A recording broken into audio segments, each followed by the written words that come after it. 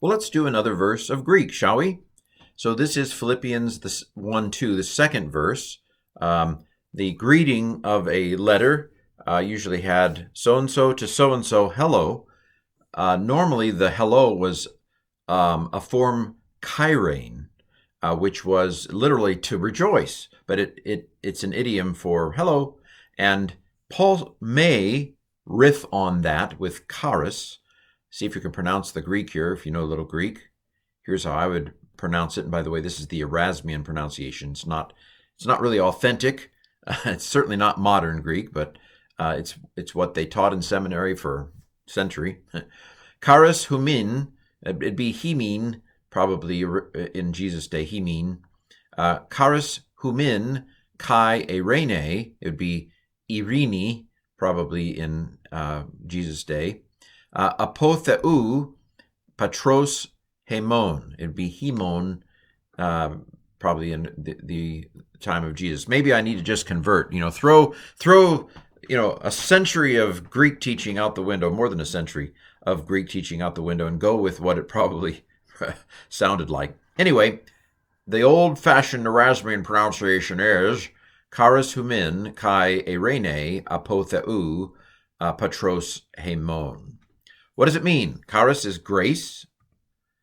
Humin is a dative plural. Grace to you. Kai means and. Erene, peace. If somebody's irenic, they make peace. An irenic spirit is somebody who doesn't always try to create conflict, but tries to make the temperature go down in the room.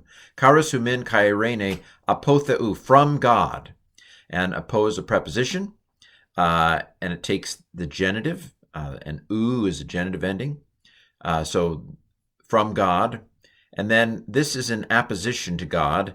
And when a word is an apposition to another word, it takes the same case as that word. So apotheu patros, patros is genitive as well. I know you're saying, but they don't look the same. Well, Greek is fun.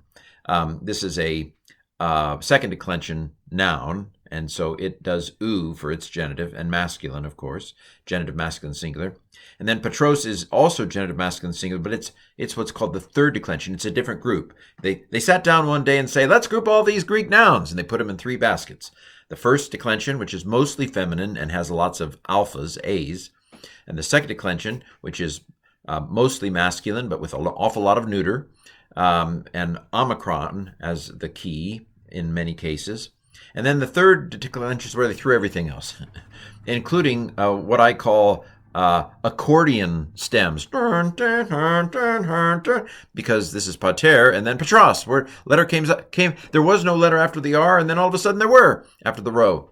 So pater patros, and we popped an E out as well, syncopated stem.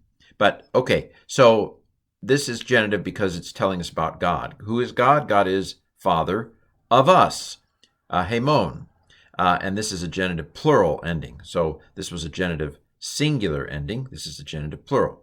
And with the genitive in general, of pops out of nowhere. So that's where the of comes from. It pops out of the genitive ending. And of didn't pop out of this genitive ending because a poet is a little dictator that said, you will be in the genitive. And I don't care that you want to do of. I don't do of. I am from. Sorry. Anyway, I'm not sorry. I'm sorry if you're offended. I hope you're not offended. Anyway, they're not really dictators. Actually, prepositions are our friends. But anyway, they don't care. They don't have feelings. So, grace to you and peace from God our Father. There's more. Okay, so the rest of the verse is kai kuriou Jesu Christou. So we have grace and peace from God and also from the Lord Jesus Christ. And so kuriou is also genitive masculine singular. So from God and from the Lord. This is Paul's way. God, from whom are all things, and Christ, through whom are all things. That's the way Paul thinks. But anyway, and then Jesus is and Christ are both in apposition, like Father was. So who is God? He is our Father. Who is the Lord? He is Jesus, the Christ, the Messiah. And so these are both genitive because they're telling us about kuriou, which is genitive. All right, so the Lord, and from God and from the Lord Jesus Christ. So kuriou is genitive because the little dictator Apos says you will be in the genitive, if you go with me. Well, there you have it, Philippians 1:2 in Greek.